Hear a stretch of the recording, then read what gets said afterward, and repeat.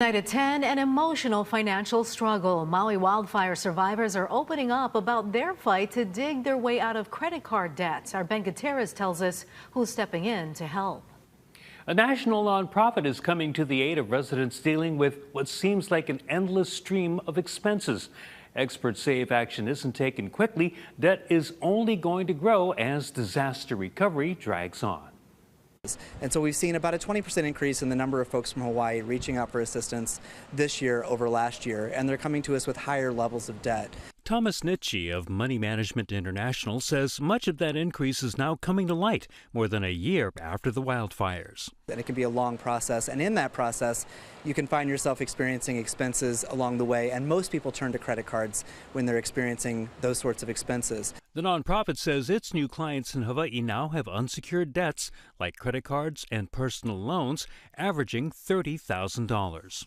And so I do know a lot of families now that are still dealing with less income. And so they're putting more things on credit. They're putting more things on their cards, and maybe those cards already have a high interest to them. Liana Aulii runs an outdoor education program for homeschooled or alternative school students on Maui and has seen the number of students drop since the fires. So there was many families that I knew of that maybe then could no longer afford to come to the program because of a direct impact, and then probably 3 times more as an indirect impact.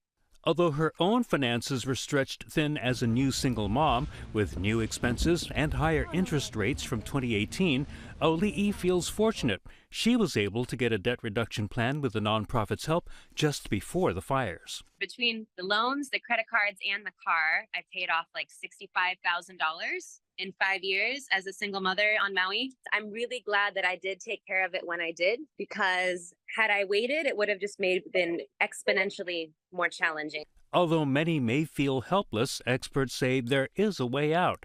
Nitzsche says repayment plans have reduced interest rates from about 28% to just 7%. Especially a post-disaster situation, creditors have processes in place. It's called a financial hardship plan.